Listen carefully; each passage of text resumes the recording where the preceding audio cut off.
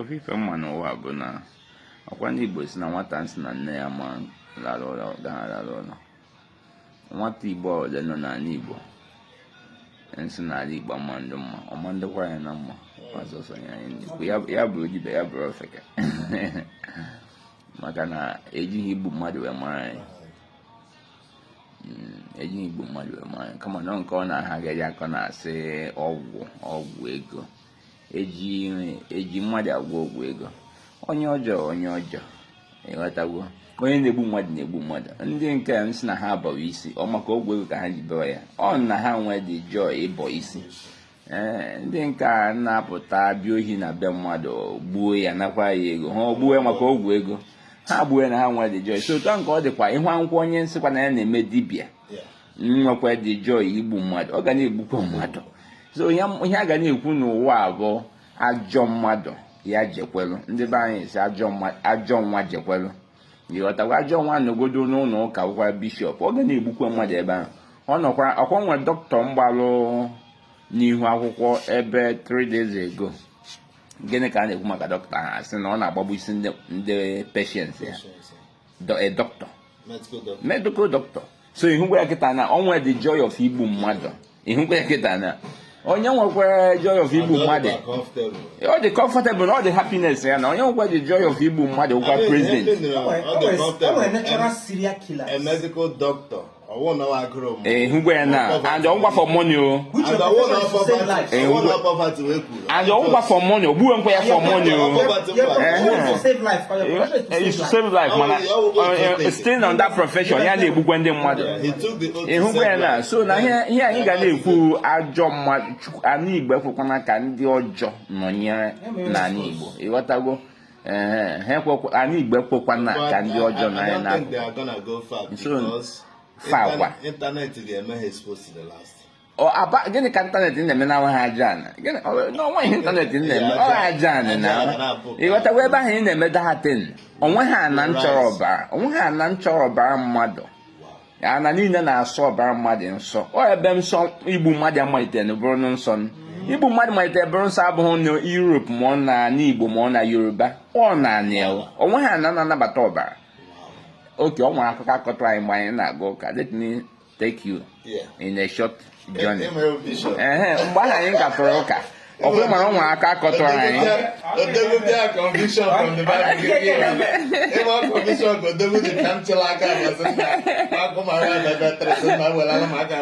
Mana eziokwu na ọ nwere aka akọtọ anyị mgbe anyị na-aga ụka. Ya bụrụ eziokwu, ya bụrụ ntụ, mana achọrọ m iweta ebe a ka nkwa na ọrụ n'ala Igbo na onwe ha aja na nnabata ọbara.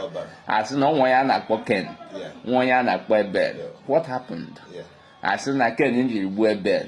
Gịnị mere? Ọ ịntanetị eme ya expose? No, akwa aja na mgbe asị na okike na-agwa ya okwu na God na-agwa ya okwu ọsị ya kedu ọbara nwanne gị na aja na ebe ahụ gị nụrụ gbuo nwanne gị na ọ na-eme gịnị?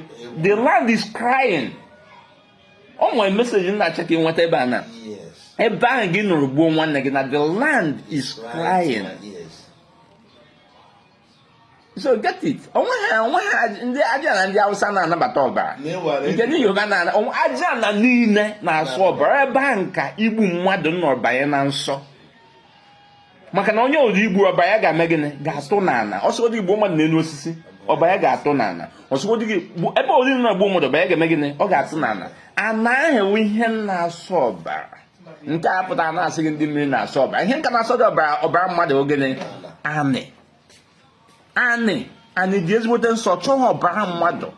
Ịghọtago? So now ya nwa ọtụtụ ife ịma na otu amụbodo gwa gata ka m batara na nkụzi. Ọ nkwe na ọtụtụ ife nji ha ga ihe niile na-eme si ka nkụzi bere Igbo ive. Ịmakwa na anọgide m nọ n'otu ọfọm na ọ gụrụ ya ndị enyi atụ egwu. Ọkwa na ha na-efolo m onye nke nọrọ akwanụ ndị enyi atụ egwu nta ha na-aza ka ọ ji pụọ je fọm otu. Na asị na klọb ya nọ ndị enyi atụ egwu. Ọ na-efolo that my name now. Ka o ji ebuje fọm ndị enyi atụ egwu because all of them are following me. That my name ka ọ pụọ ji ewe fọm ndị enyi atụ egwu. You see it. Ihụgwa ya kịta na ya ụdị na-enwe dị ya ka ihe ọ ga-etetọ nri ọma ihe ndị enyi atụ egwu nke ya wee wuru igbu mmadụ ọma ihe ndị enyi atụ egwu ofi na ya ga-etetọ nri. Ịghọtago? So rubbish. Imagine the world anyị nọ na ya. Imagine the world anyị nọ na ya. So n'ọdịnala na nkụzi anyị na-akụziri ebe ụmụ Igbo ga-anọ ga-ama ihe ha kwesịrị ịma. Ị mara na ihe ọbụla na-eme na ndị be anyị na-akpọ ihe a na mmere onye a na mkpami. Onye ndị be anyị na-akpọ ya mkpami otu anaghị ahụ mere. Iwu na one day ifuru ihe atụnyere na mmiri ọ ga-eseliri elu. Ifuru onye na-empụta na-egbu onwe ya were aka ya na-eni onwe ya ya mara na aka ga-eme gịnị ga-eseliri ya elu. Onwe ihe na-ezo ezo na anyị nọ na ya, onwe ihe na-ezo ezo n'ụwa anyị nọ ya. Ya bụrụkwa ha na mmiri na-ezo ya ụgwọdụ nke mere n'ọkọchị mgbe mmiri zo n'udu mmiri ọbịa kpọpụta ya. Ị na-aghọta ya ọgwọdụ na-emecha gị were afịa were kpuchie ya mgbe ụgụrụ ruru ikuku buchapụ ya. So na the best of life onye ọbụla na-eme na kwụwa aka gị ọtọ. So na ihe a na-adịghị nka ga-asị na ọ dibịa ndị dibịa ọ ka ha si onye ọbụla si na ndị dibịa ma na onye ahụ amara ife. Ajọ nwa ala ajọ nwa. Onye ọbụla ndị njọ dị njọ ya bụrụgodu gọvanọ ọ dị njọ ọ ga na-egbu mmadụ n'agbanyeghị ị na-ajụ sị gịnị mere gọvanọ ji egbusi ndị mmadụ. Okay, ọkwa nwe nke a na-akpọ otokoto that time ọ dibekọ akwa ogbue ndị mmadụ rere. Ị na-aghọta so na ajọ mmadụ bụ ajọ mmadụ ha ajọ mmadụ ka onye ọbụla nga na-aga ọfọ si ajọ mmadụ anọkwana m n'akụkụ fiakwa. Malụ ya malụ chi mmadụ anaghị enye ya ego, agwụ anaghị enye ego, onye ụwa anaghị enye ego. Ya bụ ka ekwu ya ka o doo anya na gị na chi gị dị na mma. Elekwala anya na chi gị ga-enye gị ego maka na gị na ya dị na mma. Ya bụ ka o doo gị anya maka ọtụtụ n'ime unu bụ ndị aghọrịbara na ọ bụrụ na idozi awụ gị nwee ego. Agwụ anaghị enye ego na ịrụrụ agwụ awụghị nwa ga-eme gị nwee ego. Ihe chi idozi chi ịmara chi gị ịkpọtụ chi gị. Ihe onye ụwa idozi onye ụwa gị na onye ụwa gị dị na mma. Ihe ịrụ agwụ ịdọtu agwụ ifikwa agwụ gị m ga-emerụ gị bụ ife ọ ga-abụ ya mesịa aṅụrị ozuo oke na ndụ gị abụrụ inye gị ego maka na mmụọ ndị a niile anaghị enye gị ego. Ha mara ihe a na-akpa ego. Ha enwere ego na ana mmụọ ha na-eweta enye gị. Onweghị ebe ha na-azụ ahịa na ana mmụọ ha ga-esi weta ego bịa nye gị. Kama na ya bụ ife ahụ anyị na-eme ejiri si gị go back to your root. Going back to your root bụ na mgbe gị bụ mmadụ bịa nwara onye ụwa gị ya bụ onye mbisiri ndụ mmụọ gị wee bịa bụ ụwa ka ị bịa malite ebe ọ jedebere ozi ka ị bịa malite ya bụ ozi jere gabazie n'iru. Ya bụ arụta continues, struggle continues, work continues, mission continues.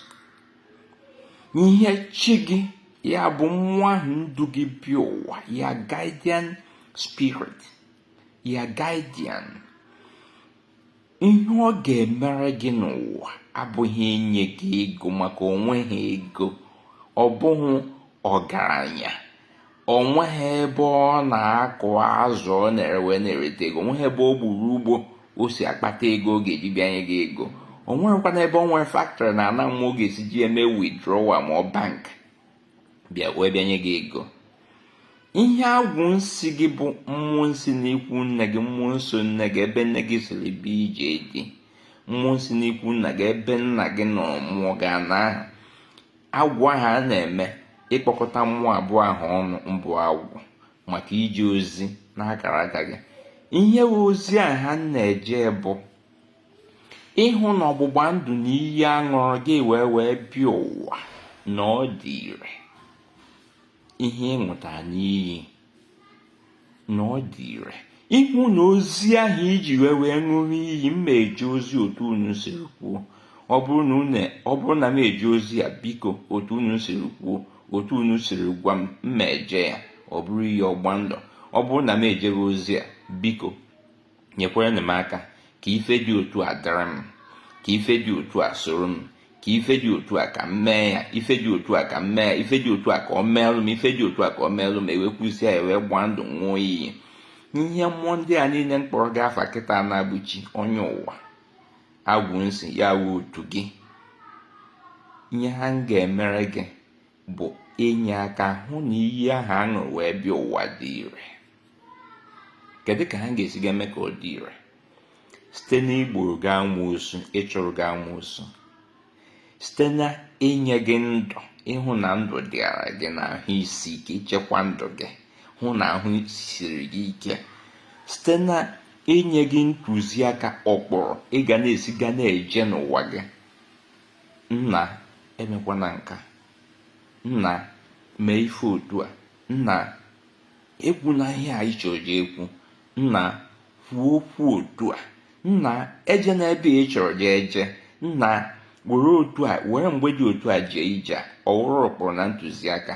Mgbe niile ha na-enye gị ụkpụrụ na ntụziaka, na-ahụ na-echekwa ndụ gị, na-achụrụ gị ilu, na-achụrụ gị amoosu, ka ndị ilu na ndị asị hafụ gị inwe ikike na-arụ gị na ndụ gị. Maka na ha nwee ike na-arụ gị na ndụ gị, ọ ga-emetụta ya bụ ije ozi iji wee bịa ụwa. Mgbe niile ha nọ na-emere gị ife ndị a niile, gị wee na-eje ozi anyị ji ebi ụwa. Now, site n'ije ozi anyị, ị ga-adịzi ka onye ọrụ nwere ụgwọ ọrụ. Ị hụrụ ihe bụ ego kịta? Iji maatụ, ọ bụrụ otu a na-amụpụ dibịa nọ kịta wee na-eje ozi ya dịka dibịa. Mgbe ahụ na-eje ya nwoke, na-eje ya nwaanyị, o nwezie ihe na-enweta n'aka nwoke na nwaanyị a na-ejere ozi ahụ. Ọ ya ka Igbo na-akpọ akụ na ụba. Ya bụ ive nweta. Akụ na ụba ahụ bụzi nke a unu na-akpọ gịnị? Ego. Ya bụ ife a unu na-akpọ tata ego, asị na mmadụ bara ọgaranya. Ọ akụ na ụba ị nwetara, ya bụ ife akara aka gị wetalụ gị. Ọ ya going back to our roots. Mgbe mmadụ na-asị gị go back to your roots, ihe ahụ ihe ị ga-ebu n'obi, ihe ahụ ị ga-aghọta.